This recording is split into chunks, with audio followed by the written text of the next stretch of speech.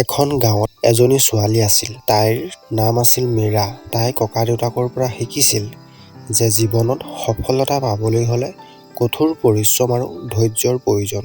মীৰাই সদায়ে ককাদেউতাকৰ কথাবোৰ মনত ৰাখিছিল আৰু তাৰ প্ৰতি গভীৰ শ্ৰদ্ধা ৰাখিছিল। এদিনাখন গাঁৱত এটা ডাঙৰ সমস্যা হ'ল। গাঁৱৰ পানীৰ উৎস শুকাই গ'ল আৰু গাঁওবাসীৰ বাবে পানীৰ অভাৱ হ'ল। সকলোৱে হতাশ হৈ পৰিল, কিন্তু মীৰাই হাৰ মানিবলৈ মান্তি নহ'ল। তাই ককাদেউতাকৰ কথা মনত পেলাই ধৈৰ্য ধৰি সমস্যাৰ সমাধান বিচাৰিবলৈ ল'লে। মীৰাই গাঁৱৰ চাৰিওফালে ঘূৰি ফুৰিলে আৰু এটা পুৰণি কুঁৱাৰ সন্ধান পালে।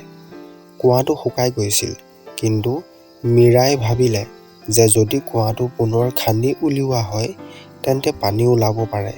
তাই গাঁওবাসীক একত্ৰিত কৰিলে আৰু সকলোৱে মিলি কুঁৱাটো খান্দিবলৈ আৰম্ভ কৰিলে।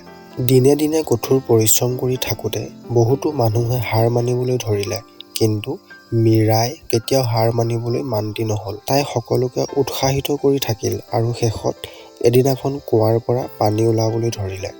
গাঁওবাসীৰ মুখত হাঁহি ফুটি উঠিল আৰু সকলোৱে মীৰাক ধন্যবাদ জনালে। মীৰাই সকলোকে শিকালে যে কঠোৰ পৰিশ্ৰম আৰু ধৈৰ্যৰে যিকোনো সমস্যা সমাধান কৰিব পৰা যায়। তাইৰ এই কাৰ্যই গাঁওবাসীক অনুপ্ৰাণিত কৰিলে আৰু সকলোৱে মীৰাক অনুসৰণ কৰিবলৈ ল'লে।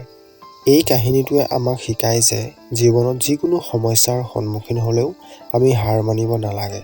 কঠোৰ পৰিশ্ৰম, ধৈৰ্য আৰু ইচ্ছাশক্তিৰে আমি যিকোনো বাধা অতিক্ৰম কৰিব পাৰোঁ। ধন্যবাদ।